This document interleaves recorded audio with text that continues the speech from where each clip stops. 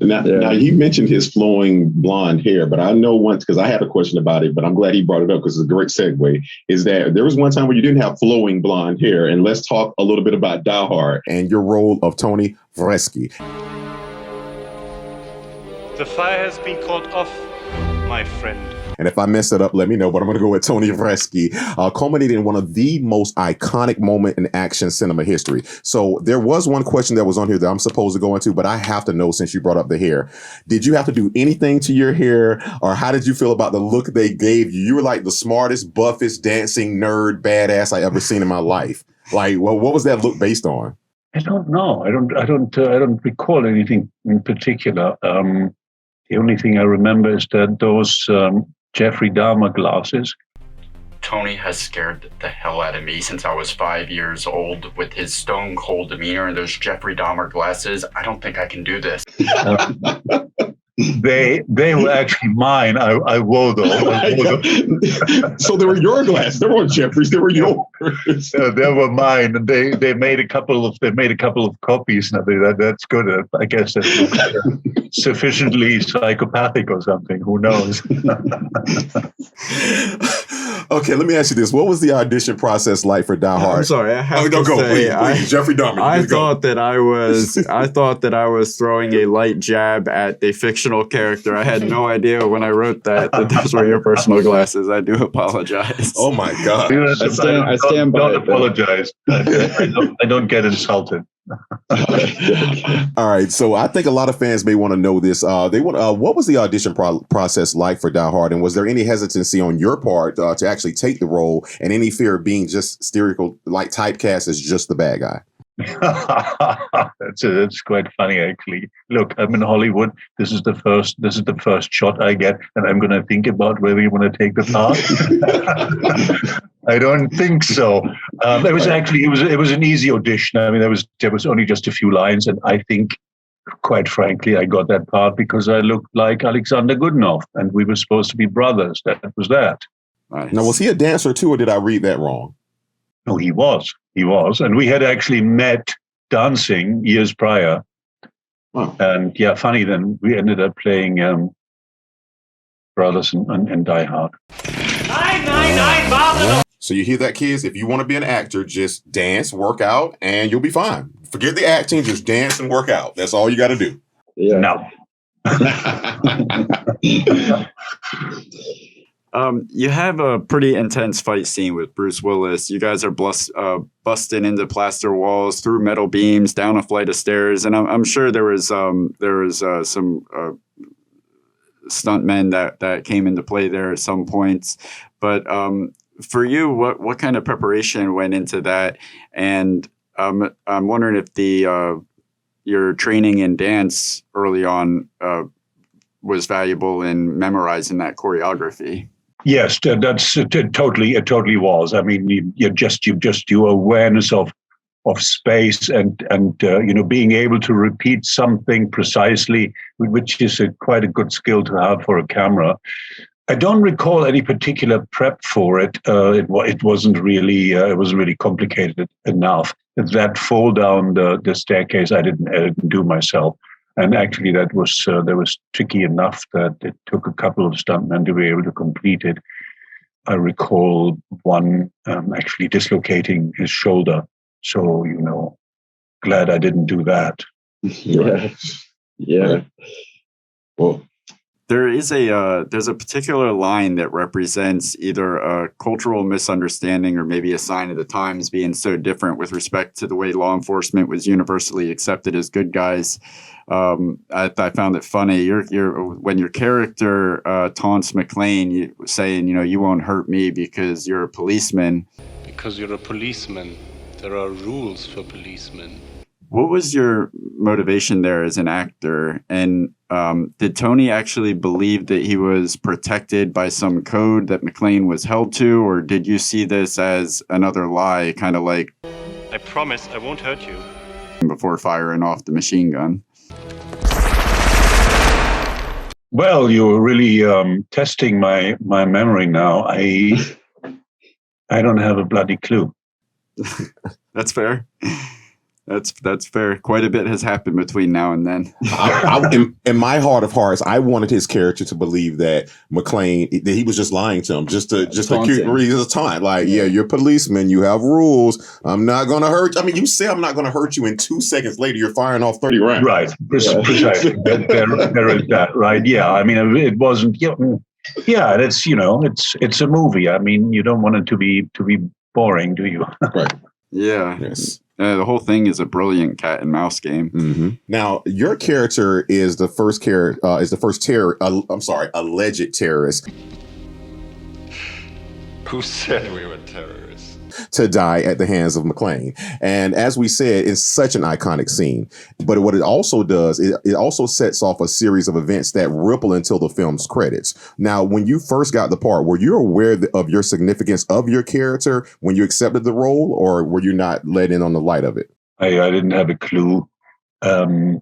Also, don't forget, we didn't know where this film was going. I mean, now we look at it as it's a classic, and it kind of established a subgenre of movies. We've had Die Hard on an airplane and Die Hard on a ship, and probably somewhere Die Hard in a toilet. Who knows? Yeah, today we just died hard on a podcast. There you go. It resurrected Liam Neeson's career. Resurrected his. I mean, I thought that was such a cool aspect of the film that your character brought, that creating, because from McClane's side, he's trying to save his wife from Gruber, and then when you come along, that creates this personal vendetta.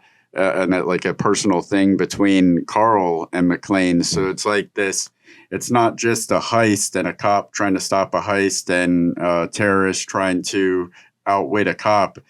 From that moment where you show up in the elevator with the shirt, it's become like the stakes are like increased a lot in that moment, and you could feel it. And it was just such a good scene. Yeah, it's nifty, isn't it, when characters have dimension rather than being cardboard cutouts. I think that was one of the things that Die Hard did really well. Yeah, for sure. I mean, every character had their was well rounded all the way to Val Johnston and Carl. Al, yes. That he gets to shoot somebody at the end, and that's the arc for his character. And but that's the fun thing about watching these films is that, like you mentioned with his character, now you die, you're the first terrorist to die, and that's what, let's say 20, 30 minutes into the film, but almost an hour later, we still feel the weight of your character because Carl is going crazy now. He's over, and she was like, I know that look. Only John can drive somebody that crazy. Your brother is going crazy over your death, so we still feel your weight an hour into the film. That's writing and that's character development. You guys pulled that off. Yeah, I mean, it was nice. It wasn't even that wasn't necessarily so obvious from the beginning, because when we started shooting a medium budget film with a certain script, but it changed on a daily basis. We had many rewrites, new pages every day. Was that difficult for you? Because I know you were a trained dancer, and clearly moves can change, but now you're talking about moving parts of a film changing. Was that difficult, or because you weren't or is this one of those times for not being so much trained in acting, you just going with the flow and it doesn't bother you? Yeah, I mean, certainly the latter. Don't forget, I had almost no dialogue in it, and so I wasn't tested in that way. Very good. I like that. Now, you did get rest in peace and to one of the most iconic he's maybe not my Mount Rushmore, but he's in my Congress of acting. You got to work with the late great Alan Rickman. This was his first role in a feature film. What was it like? And do you have any memories that you can or would like to share with us regarding your time with him? Well, if you're looking for a cute anecdote or something, I don't recall anything in particular, but Alan became a friend. We remained friends until he died about 3 years ago, and not that we saw all that much of each other because he was traveling, shooting here and there. But I learned a lot from him right there and then. I mean, I was still on the steep learning curve, and I thought it was amazing how he managed to be flexible and do what was required. And there are certain requirements for a big American action film, and still remained true to certain things about himself as far as doing it. Some sort of sincerity, that was one of the things I most admired about him. He was fully behind what he did, and found ways of compromising that didn't that nobody perceived as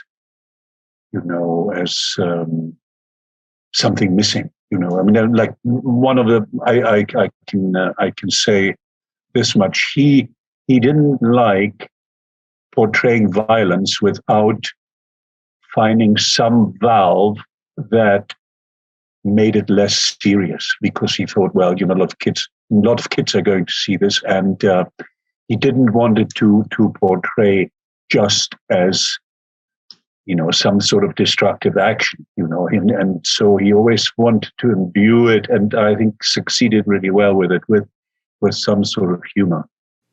That speaks to what I actually read. I read that the director had to actually cut away from a lot of the shots of him using the gun because he would flinch every time he used it, and that more so because they were using real. Well, I mean, yeah, that too. But at the same time, to speak to what he said, that he wasn't really about violence unless it made sense. Let's not just fire a gun just to fire. And if you notice it, outside of Takati, who does he really kill? That's a good point. I mean, hey, that asshole Ellis. Yeah, well, we'll talk about that later. But yes, I wanted to ask with Alan Rickman. With of course, there's that. There's the classic story about where he's dropped from the building and how the stunt coordinator told the guy to do it on 3 instead of 1, so he would really catch him off guard and catch a natural reaction.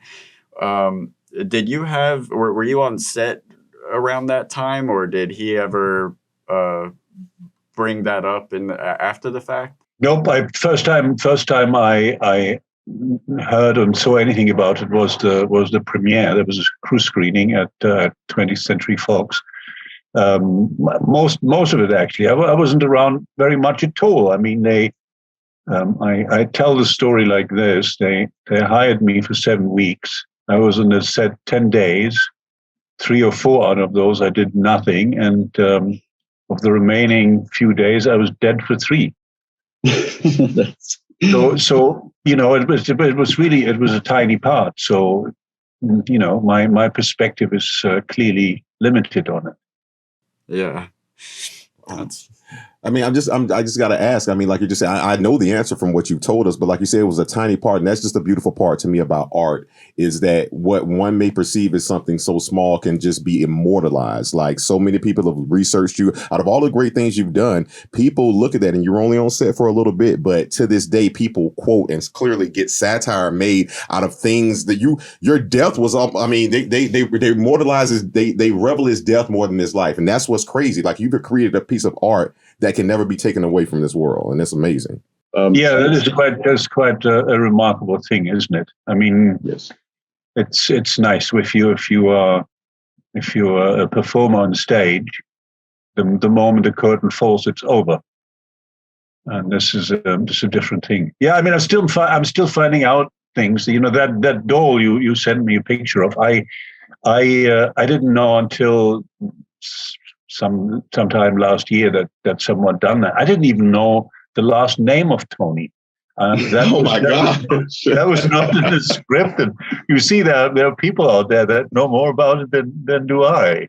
I mean, that's got to be kind of mind blowing to have a toy of your likeness and you're not just immortalized in the film, but you're immortalized in these figurines that'll be sitting up on people's shelves and passed down to their kids. And although they didn't do him any favors, we must know, we got to settle it right now.